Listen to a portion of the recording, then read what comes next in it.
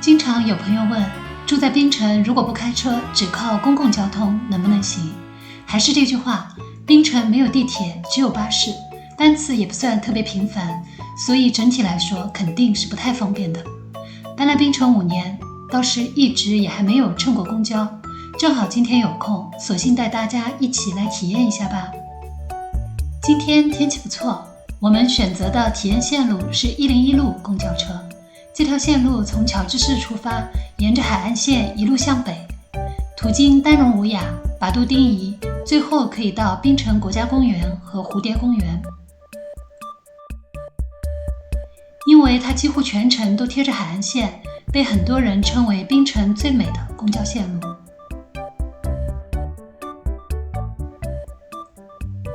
我们直接把车开到乔治市的 Wild Creek 巴士总站，从始发站开始体验。马路对面就是 Wild Creek 巴士总站了。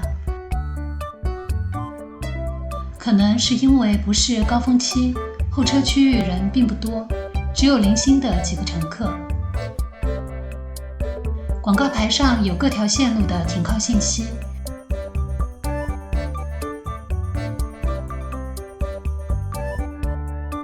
但一圈找下来却没有看到101路。问了工作人员才知道，原来总站分 A 区和 B 区。我们现在在 A 区，而101路其实在隔壁的 B 区，于是就走过去看看。B 区的规模和 A 区差不多，中间是售票窗口，两侧是按照线路编号停靠的车辆。窗口的玻璃上会贴着班次和发车时间，为了避免上车再找零钱的麻烦，特意把之前在吉隆坡用的公交卡带来，想着能不能通用。结果一问才知道，虽然吉隆坡和槟城的公交都叫 MyRapid， 但支付系统却不一样。吉隆坡用的 Touch and Go 卡在槟城完全刷不了，没办法，只能乖乖上车买票了。槟城的巴士上也有刷卡机，但仅限大马本地人持有的卡。我们前门上车，告诉司机下车站，他会在系统里确认票价，打印出纸质车票，我们投币买票就 OK 了。整个流程挺顺畅的，不过需要注意的是，一定要说具体的站名，不能太笼统。比如我们这次说的名字和实际站牌不一致，结果司机自己估了一个站，回程才发现票价算多了。不过问题也不大，因为槟城的公交车票真的不贵，最便宜1.4令吉，最贵也就4令吉，就算出点差错也不会损失太多。另外提醒一点，司机基本不讲中文，如果担心沟通不畅，可以直接打开 Google Map， 把目的地下车站的英文名给他看，这样就稳妥了。另外，槟城公交没有找零服务，所以一定要提前准备好零钱。这就是车票，上面标明了乘车日期、上车站、下车站和票价，还有一个供检票用的条形码。101路沿途会经过牛肝东、光大、车水路、弗洛池华、丹戎道光、丹戎无雅、把杜丁仪。乔治市内乘客不多，3两的。到了光大，这里是交通枢纽，车厢一下子变得拥挤起来。乘客有当地人，也有不少外国游客。我旁边就坐着一对年长的日本夫妇。刚刚提到沿途经过的路名可能有点抽象，这里换成大家熟悉的地标，比如乔治市老城区、光大、英格医院、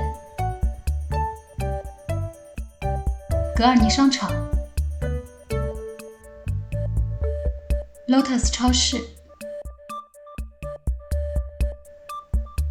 中华游泳工会、丹戎无雅巴萨、达乐国际学校等等。沿途也会经过不少景点，比如蓝色清真寺、比卢比卢、热带香料园等等。不过因为没有乘客上下车，司机就直接不停站了。进入沿海盘山公路也是整条线路的精华段了。虽说这条路也经常开，但是公交车比小车高，视野也更好。窗外是往返路途中邂逅的美丽海岸线。另外，在槟城坐巴士还有个地方需要注意，如果你打算下车，一定要提前按下车铃，否则没有人上下车的情况下，司机是会直接跳过的。槟城的公交车没有语音报站，车厢上方虽然悬挂着显示屏，但很多时候静音播放，不仔细看会忽略。对不熟悉路线的朋友来说，还是建议搭配 Google Map 确认位置，避免坐过站。总的来说，在槟城还是开车更方便，公交系统更多是作为补充。候车亭的设计普遍比较简单，眼前看到的这种也是比较常见的，没有电子倒针显示，也没有详细的站牌。当然也有造型更好的候车亭，但也有另一个牌子就算是站点的。我们日常出行看到最多的公交是101、102、104，了解后才知道，线路编号是有规律的，2位数的是冰岛东北部，3位数的情况，首位数字1是冰岛北部，2是冰岛中部，3是冰岛西南部，4、5是冰岛西部，6、7、8则是海对岸的威省。另外，槟城还有一条免费巴士线 CAT， 从 Wild Quay 到光大的环线，每20分钟一班。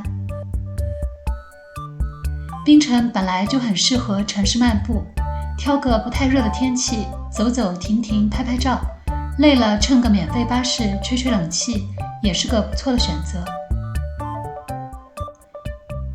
最后再提一下 MyRapidPost 这个 APP， 除了能查票价和发车时间，还能实时看到巴士的位置，有需要的话可以装一个。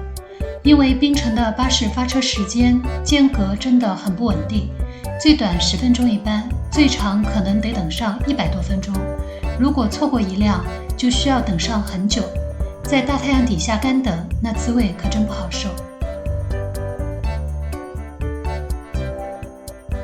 所以在我看来，如果你打算在槟城长期生活，光靠公共交通还是不太够的。开车会让你的生活半径更大，出行更自由，也能体验到更多精彩的地方。但如果只是短期旅行，坐巴士既省钱又能体验在地生活，也是很有趣的方式。那你觉得呢？如果住在槟城，你会选择依赖公交还是自己开车呢？欢迎评论区分享你的想法。我是 80s Easy Life Vlog， 谢谢你的耐心观看，下次我还会在这里继续和你分享我们在槟城的生活点滴。